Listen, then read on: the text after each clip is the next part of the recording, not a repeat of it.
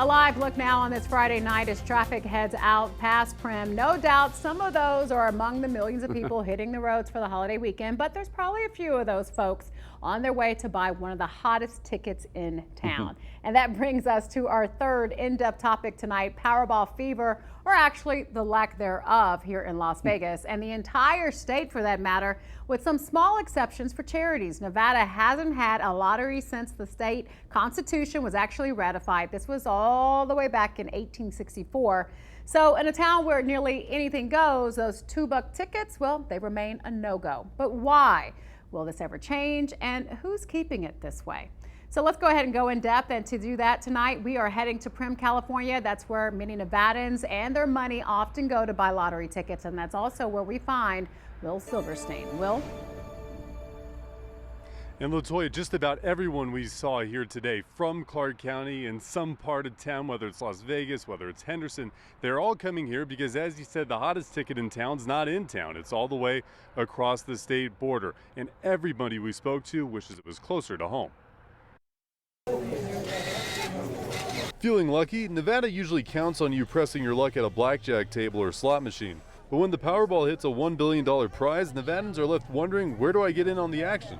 As the Silver State is one of 5 states that does not give you a chance at a lottery ticket. If you look at the matchup of state lotteries, there are a number of states that have prohibitions on this or worries about this. Obviously in Nevada, gaming and what's going on, and for example, certain areas like Las Vegas or Reno, you're trying to protect those industries. The gaming industry has long been in opposition to having a state lottery, an industry representative even arguing against legislation to bring the lottery to Nevada in the most recent legislative session. Casinos say it harms their investment in Nevadans and costs jobs. There's also the argument that alternatives exist around an hour's drive to the east in Arizona and the south in California. Vegas. Las Vegas. So what happens if you strike it big in Arizona, California, or our northern border states, Idaho and Oregon? Well, you'll have to pay a state tax in 3 of the 4. California's the lone exception with a 0% state tax on winnings. Arizona has 2 possibilities. If you're a Nevada resident, get ready to pay back 6%, but if you're watching us from Arizona, you'll only have to give back 2.5% of winnings.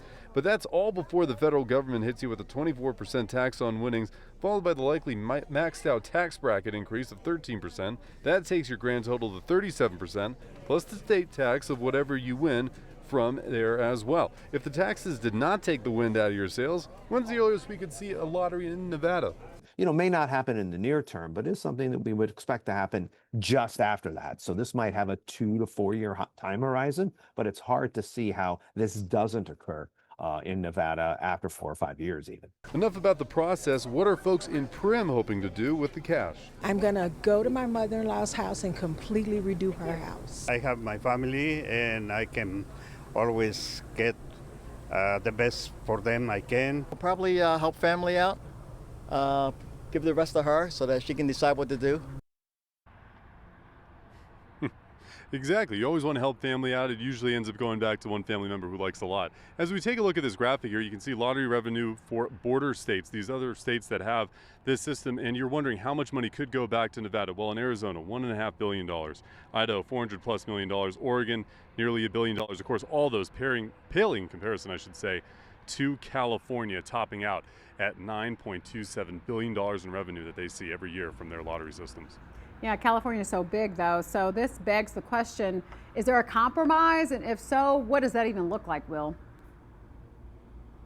Yeah, so what Professor McCuan was saying there, Latoya, he tells me a little bit more in depth. He says that right now, the way that tourism is, of course, we've been covering this on News 3 for some time. If bad trends continue, something that you can expect to see is maybe not all the casinos going together and trying to work on a lottery, but perhaps some. And what exactly does that look like we were touching on? Perhaps it's trying to limit where you can buy lottery tickets in Nevada, perhaps in some of those casinos, but still, this seems to be maybe a half decade away or so for this being really a serious conversation. And of course, if tourism trends turn, is this even a conversation just a couple of years down the line? All I can say here is I have this, I found this somewhere. I can't say if I bought it or not.